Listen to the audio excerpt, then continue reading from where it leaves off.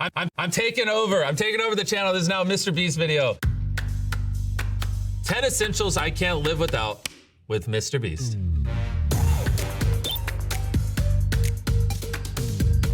My first essential is AirPods. I mean, I think this goes without saying, these things are a gift from God. I'm on the phone all the time. I usually burn through like 2 or 3 pairs of these a day. So, like I have to like cycle and recharge them, which is why this has a green strip on it. Cause I have like my green AirPods, I have my yellow AirPods, I have my pink AirPods. These will usually run out of battery before like 1 or 2 p.m. And then the gold ones will run out of battery around like 8 or 9 p.m. And then, you know, the pink ones will last me until I end up going to bed. So I'd say I'd probably take like 60 or 70 phone calls a day, so these just make it 10 times more fun. And then of course, obviously when I'm watching YouTube, stuff like this, it just comes in clutch. I do lose quite a bit of AirPods, so I probably do like, you know, 300-400 flights a year. Sometimes I accidentally leave them in the seat cushions, or like I think I've lost 2 pairs this year because they've fallen out of my pocket and they've slid back underneath the seats on like a commercial flight, and then we just can't find them. I'm pretty sure people just steal my AirPods when that happens. So yeah, I probably burned through at least a dozen pairs this year. My next essential is a sleeping mask. Throw me that bad boy. So I don't know what this brand is, but they are goated when it comes to sleeping masks. I am always traveling, right? Like when we build 100 wells in Africa, or, you know, I'm burying myself alive for 7 days, or we're seeing the difference between a $1 bunker and a $1 billion bunker. I'm always traveling the world, and I can't count the amount of times I've had to take a nap, literally just on the floor of an airport or on the side of the road on a sidewalk. And you put on the eye mask, you know, and then you put in the AirPods, and you can sleep anywhere, literally. One like mental trick I like to do when I've like been filming for 16, 17 hours, I got like a 2-hour break, but we're in like the middle of nowhere and it's not comfortable. I throw on the mask, I put in the AirPods, play white noise, and then I just like to trick myself into thinking I'm just in my bed at my house. Since you can't see or hear anything, it like kind of works. I'm not a believer in wake up at 5 a.m. I like working super late into the night, so perfect day for me would end at 3 or 4 a.m. and then, you know, get up at noon. When we're doing these big videos, it doesn't matter what I want. I just sleep whenever I can break away from the camera. And so the beauty of this mask right here is these are detachable, right? So like not everyone's face is the same, so why should their sleeping mask be the same? So in this case, you can put it exactly where your eyes are. And like the worst part about a sleeping mask, guys, I've researched dozens of sleeping masks. I know everything about them. The worst thing you can have with the sleeping mask is like a little bit of light comes in the bottom, right? It's brutal. You wanna be pitch black, which is why these eye protectors really kind of almost suction cup to your eyes. And the fact that you can adjust them, it's goated. There you go. Throw some AirPods in, ready to hit the hay. All right, third thing I can't live without, thank you, is my fans. You know, and so this is actually a recent letter that we received. And one of my favorite things to do when I'm feeling overworked or like depressed is just go, you know, open up some letters and read them. I haven't read this one yet. This is just a new letter. It says, "Hi, Mr. Beast, my name is Luke. I hope this card reached you well." It did, Luke. I hope Luke sees this video. "I've always wanted to talk to you, and I'm writing you to say, yesterday I had a Feastables. It was amazing." That's cool, Luke. I love watching your YouTube videos. They are great. I won't read the whole thing, but oh. Just basically says he loves the channel, inspired by the videos. Luke, thank you for sending me this letter. And you know, and I picked this as my third essential because obviously without the fans, without the people who watch my videos,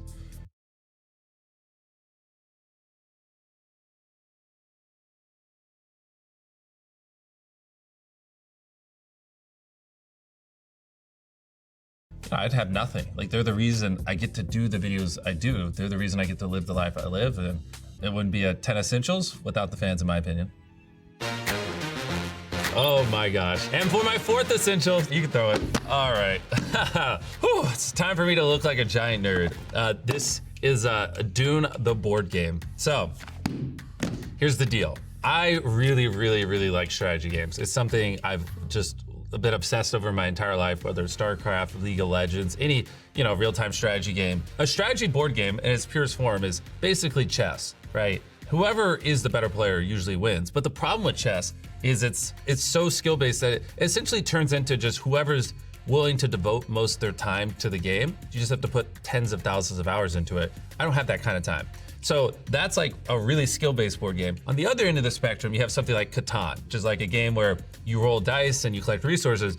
The problem is the dice rolling is very random, and so that takes a lot of skill base. And so like a really good player might not win a lot in Catan just because they don't get lucky, right? So I was always trying to find like, what is a game that has a little bit of luck, but not enough where great people don't consistently win, but also skill-based in a way. And so Dune was actually the first board game. I tried so many different ones looking for this like weird blend I'm trying to describe, that it is like a really skill-based game, but it doesn't require you to devote literally every hour of your life to be at the top of it. And so this is a game I got hooked on a couple years ago. I love it. Every year I host a yearly tournament in my hometown where I fly the top 32 players around, or 31, because I'm one of them. So 31 other top players around the world down, and we compete in Dune in person. I mean, it's one of the largest board game tournaments, cash prizes in the world each year. The first one I hosted, I actually ended up winning. It was pretty crazy with over $10,000 on the line.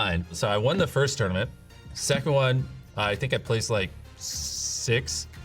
Third one, like 8th, and then the last one, I think I placed 10th. So I'm progressively getting worse in the world, but I love this board game. It's so much fun, and I think more people should give it a try. Do I have a top 5 board games? Dune, Dune, Dune, Dune, and Risk. I loved playing Risk when I was a little kid. With Kilo, you can build anywhere with our specialized modes and with a fleet of parallel agents. Whether it's The next thing I can't live without. Take a guess what this is. I'm serious, leave a comment. I'm curious what you guys think this contraption is. Okay, so basically, your boy's always on the road. One thing that's really hard when you're always flying or you're in Malawi in the middle of Africa, 5 hours away from the nearest city is, getting food that has protein. And so this is actually a heated lunchbox. This thing's pretty cool. So basically, let me show you this. Let me open it up. I love this thing. Oh, you guys actually put food in it. Oh, thank you. You press this button right here and it turns this on. And this is basically just like a stove, and you close it in and this whole thing turns into a microwave. So this thing is sealed. And so you can just put some chicken and rice and maybe some avocado in here. 5 hours later, when you're on set, grab this bad boy, turn it on, it'll heat it up. And then a minute later, you have like fresh food, like a microwave from home. It also can become cold as well. So this is like fundamentally changed my life. I love it so much. Oh, well, you can already tell like the bottom of the sushi is now really warm because it's literally heating it. This is, bro, I love this thing. Is this sushi old? I hope not. I hope I don't die because I ate 2-day-old sushi. Oh, yep, balmy. How do I explain this?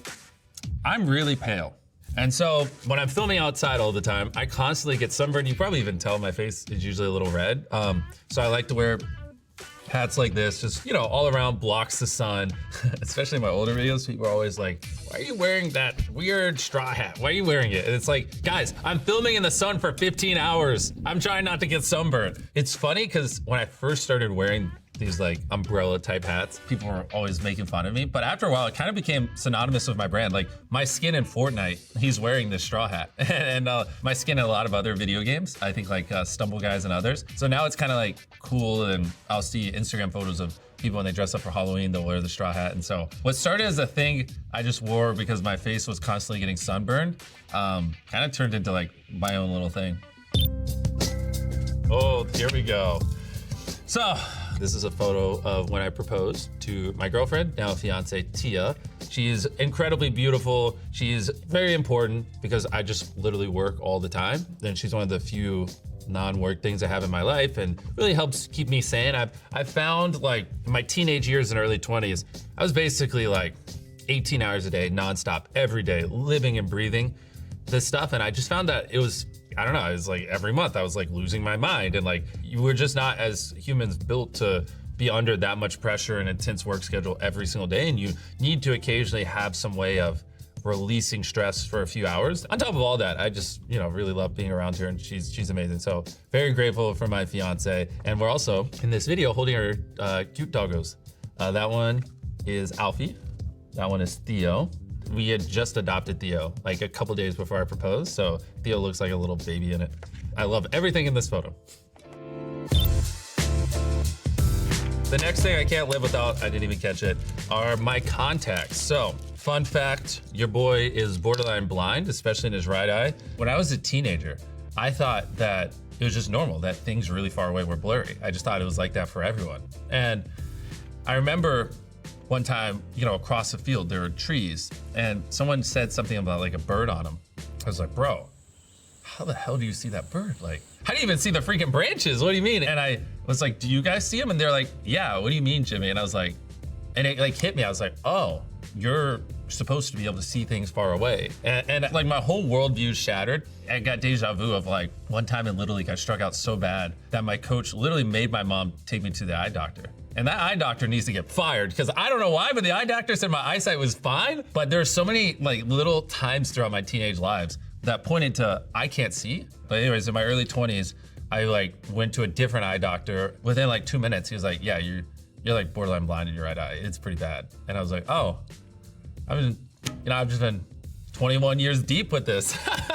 And so I started wearing contacts a couple years ago, and that's a complete game changer, obviously. This is just, you know, if you have dry eyes because you're wearing contacts all the time, you just, you know, whip it out, get 2 little drops in. I tried wearing glasses one time. Everyone made fun of me, and then I just switched to contacts. The next thing I can't live without. Hey, wait, sir.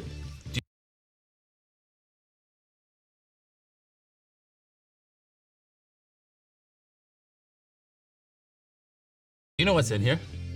His face. No, I'm just kidding. What is actually in here is $10,000. Obviously, if you watch my videos, you've seen we have a lot of these briefcases. I actually have like probably 500 of them in my studio because we're just constantly giving away money so much. So $10,000 is real money. I want to give you this money. Can you split it with the crew? Yeah. All right. I'm taking over the channel. This is now a Mr. Beast video. Jeremy, here is $10,000. I want you to split it evenly with the crew. I got y'all, man. I got y'all. Trust me. Wait, do you have grills in your teeth? Yeah, I do. Bro, okay. You gotta get some grills. You know. That would be a good video. Yeah, I'll totally get grills. Hey, don't take the whole thing. All right, got you, man. Hey, Yeah, let's go. Jimmy's a good guy.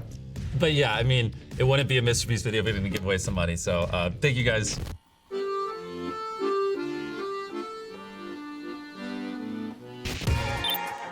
Heck yeah.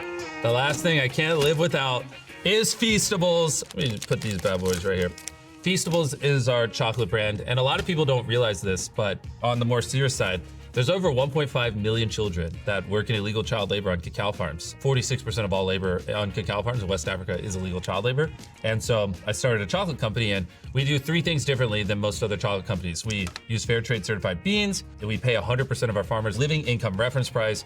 And most importantly, we audit and remediate child labor on our farms. So we only work with farms that have child labor auditing and remediation systems on there. So that's Feastables is something I'm very passionate about. I hope to one day cause a catalyst using my platform plus Feastables to get over 1 million kids out of illegal child labor. Any of you who have ever eaten Feastables, I'm just very grateful for helping us achieve our mission, because I don't think you need to use child labor to make chocolate. How about the camera guys? Camera lives matter too. Here you go. There you go.